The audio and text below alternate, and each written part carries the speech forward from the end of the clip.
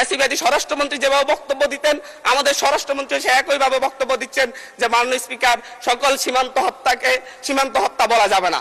আমরা বলছি প্রত্যেকটা সীমান্ত হত্যাই হত্যা, প্রত্যেকটা সীমান্ত হত্যাই আমাদের সার্বভৌমত্বের জন্য হুমকি। মাননীয় স্পিকার, যে সীমান্ত হত্যা নিয়ে ভারতের দালালি যেভাবে হচ্ছে, ভারতের দালালি যেভাবে আওয়ামী সরকার করতো, ফ্যাসিবাদী সরকার করত, ঠিক একইভাবে আমাদের এই সংসদের বিভিন্ন মন্ত্রীরাও একই ধরনের ভারতীয় ভাষায় কথা বলে।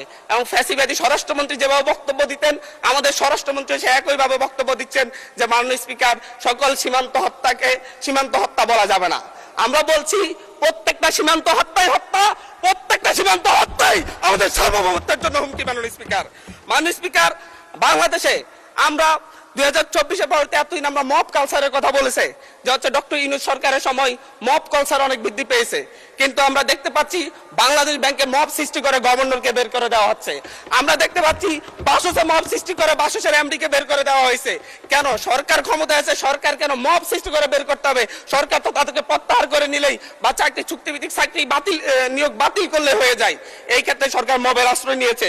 গত 4 মাসে 17 জন শিশুকে ধর্ষণের পর হত্যা করা হয়েছে, 118 জন শিশুকে ধর্ষণ করা হয়েছে।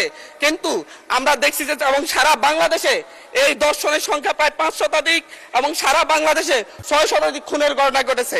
আমরা স্বরাষ্ট্রমন্ত্রীকে এখানে প্রেমজনিত একটা শিবির নেতার ব্যাপারে আমরা এখানে বিবৃতি দিতে দেখেছি, কিন্তু মাননীয় স্পিকার, আমরা ওনার নিজ আসনে ডাকাতির পরে মা মেয়েকে যে ধর্ষণের ঘটনা ঘটছে সেটার বিবৃতি আমরা এই সংসদে দেখি না। মাননীয় স্পিকার, বাংলাদেশের ন্যায় বিচার সুবিচারের কথা বললে সেটা যদি হচ্ছে একপাক্ষিক হয়ে যায়, দলীয় হয়ে যায়, তারও বড় সমস্যা।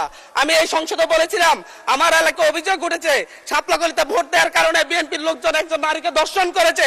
আজ পর্যন্ত এটার কোনো সরকারি তদন্ত রিপোর্ট নাই। এই ব্যাপারে আমাদের স্বরাষ্ট্রমন্ত্রী এখানে দাঁড়িয়ে কোনো ব্যাখ্যা দিবেন কিনা মাননীয় স্পিকার আমি জানি না। মাননীয় স্পিকার, আমাদের এই একটা বাজেটে ঠিক পূর্ব বাজেট ঘোষণার পর দিনই বাংলাদেশে নিত্য পণ্যের দাম বৃদ্ধি হয়ে গেছে। চালের কেজি বেড়ে গেছে 7 টাকা, আমাদের তেলের লিটারে বেড়েছে 5 টাকা। কিন্তু হচ্ছে আমরা সরকার বলছে জনগণের আস্থা ফিরে এসেছে। কিন্তু মাননীয় স্পিকার, আমাকে আরো 3 মিনিট সময় বাড়িয়ে দিবেন, আমি এই কথাগুলো বলতে চাচ্ছি জনগণের হয়ে। মাননীয় সদস্য, সম্মানিত বিরোধী দলীয় চিফ হুইপ 7 মিনিট দিয়েছেন আপনাকে সময়, তারপরেও আমার ডিসক্রিপশনে আরো 1 মিনিট বাড়ানো হলো। ধন্যবাদ। মাননীয় স্পিকার, সরকারের এই বাজেটের উপর যে জনগণের আস্থা নেই, ব্যবসায়ীদের আস্থা নেই, তার প্রমাণ বাজেটে খাদ্যপণ্যের দাম কমানোর একদিন ঠিক অব্যাহতি পরেই চালের দাম, ডাইলের দাম বাজারে, খুচরা বাজারে বেড়ে যাওয়া। মাননীয় স্পিকার, 24 পরবর্তী এই সংসদে এসে আমরা একটা খ্যাতির বিড়ম্বনা দেখতে পাচ্ছি। মাননীয় স্পিকার, সর্বশেষ এরকম খ্যাতির বিড়ম্বনা দেখা গিয়েছে এবং শেখ মুজিবুর রহমানের ক্ষেত্রে যেদিকে তাকিয়েছি, শিক্ষা প্রতিষ্ঠানের নাম বলেন, বিশ্ববিদ্যালয়ের নাম বলেন, রাস্তাঘাটের নাম বলেন, সব শেখ মুজিবুর রহমানের নামে।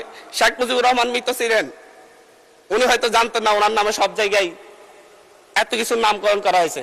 কিন্তু আমাদের এই সংসদ একজন প্রতিমন্ত্রীর সেই খ্যাতির বিড়ম্বনা আমরা দেখতে পাচ্ছি। উনি কিছুই জানেন না, কিন্তু 10-12টা শিক্ষা প্রতিষ্ঠানের নাম ওনার পরিবারের নামে হয়ে যায়, রাস্তাঘাটের নাম হয়ে যায় এবং এমনকি ইউনিয়নের নাম পর্যন্ত হয়ে যায়। এটা একটা মিরাকল। মাননীয় স্পিকার।